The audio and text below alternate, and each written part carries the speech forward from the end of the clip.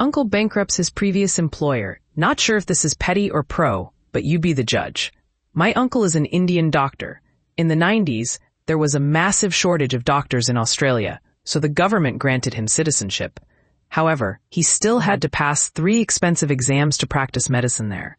These exams cost thousands of dollars, were offered only twice a year, and had limited spots with arbitrary pass-fail marks. Many Indian doctors ended up becoming taxi drivers or small business owners instead. My uncle decided to reapply and go through Australian medical school. With over 10 years of experience, he found medical school quite manageable and graduated at the top of his class. Since he was already pushing 40 and had a family, he chose to become a general practitioner instead of a surgeon, as many of his teachers suggested. At that time, numerous foreign doctors were applying for GP residency, and they often faced harsh treatment.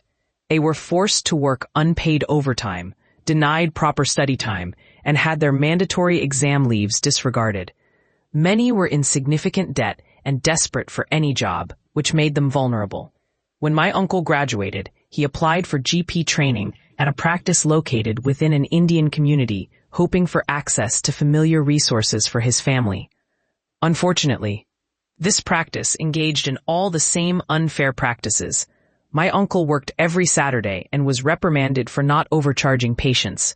The worst part was when my aunt fell seriously ill, and they wouldn't grant him time off to care for her and their children.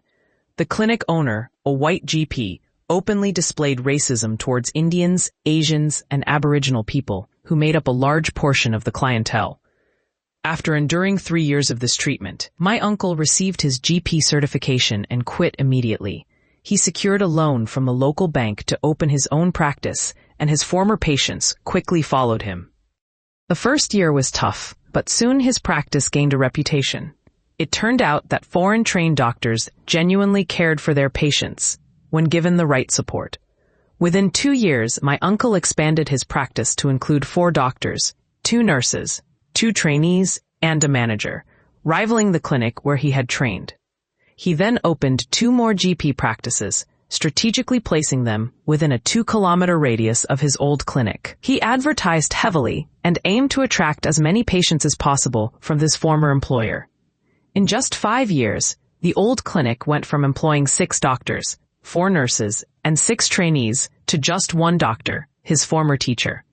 When the old teacher tried to sell his practice, no one was interested due to my uncle's thriving clinics.